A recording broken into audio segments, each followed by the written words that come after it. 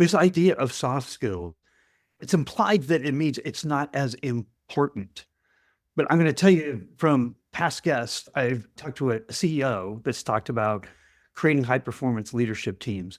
And he said, Steve, one of the most important things is that they know that I have their back, that I understand the difficulties it might be in some things that are going on in their lives, relationships within the leadership team, within their own teams. But he said, the most important thing is that they know that they have my support. That is an emotional intelligence that he had that I would say goes far beyond a soft skill. And it translates not only him to his leadership team, but them to their teams, peer to peer. We had another guest on that talked about recognition of cultural diversity, and especially where most of our companies that we work in, we have a very global component. We have clients or we have coworkers or we have partners in other parts of the world that come from different cultures. Understanding those cultures and appreciating that and bringing that into the mix of how we work together in an organization.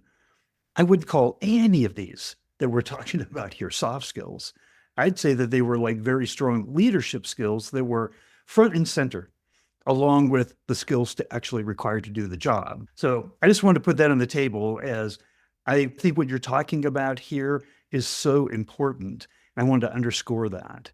And I know that you wanted to talk about culture as well and navigating workplace cultural movements and things that are happening. Maybe this is a good point to do that.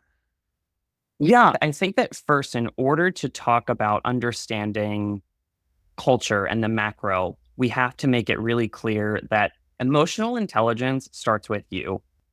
In order for you to understand other people's feelings and motivations, you have to be able to develop within yourself the ability to understand your emotions, to express them, to navigate the complexities and the nuance of that.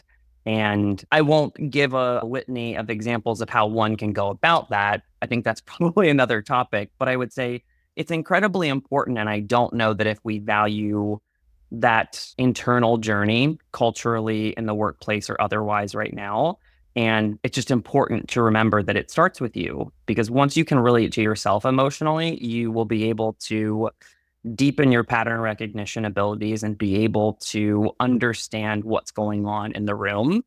And I think that is so important as we begin to talk about the broader macro cultural movements in the world. And I think that's where also social intelligence comes in, because something I wrote down while you were talking is that social intelligence also allows you to leverage emotional intelligence and in an appropriate fashion in the workplace. Because one example I can think of is if we are demonstrating empathy and seeking to understand what someone's experience is in the workplace, we also have to recognize that sometimes some people don't want to talk about certain things in the workplace. And that's where empathy can go awry, because in our personal lives, we may want to prod and poke and seek to understand because we care about the other person. But with social intelligence, we also have to understand when that's socially appropriate. And in the workplace, you have to understand sometimes that there are boundaries that people will set. And the social intelligence is where you can acknowledge that and say, okay, I've sought to understand and I'm detecting there's a boundary here and I could probably go a little bit further, but I'm going to choose not to because my social intelligence is telling me, hey, this probably isn't a good idea. And going back to your initial question about navigating workplace cultural movements, is everything I just mentioned is imperative when we begin to think about various workplace cultural movements. And I think that my own personal experience with this was during the early days of the pandemic, when I think culturally we were all quite alarmed. Our nervous systems were activated. We didn't know what was going on. And then we also were coming off the heels of and the beginning of other social movements. And so I can think of Me Too, Black Lives Matter, conversations about the LGBTQIA plus community in the workplace.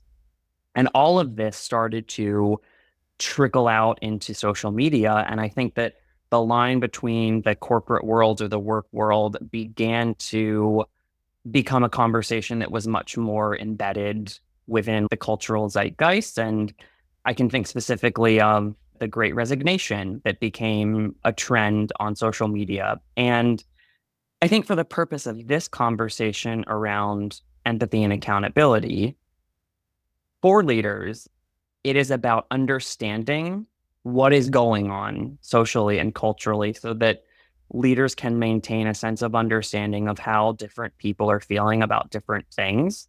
And when I think specifically about the Great Resignation, I think the reckoning that we had in the workplace about the role that work plays in our lives, what type of meaning we put into work, we began to talk about psychological safety. And I think that is particularly relevant in the conversation about empathy and accountability, because while I think that the conversation about psychological safety was greatly overdue, I think that because it is something that now is being talked about broadly within society, we've lost an understanding of what that actually means. And that's actually something we can probably go into a little bit more.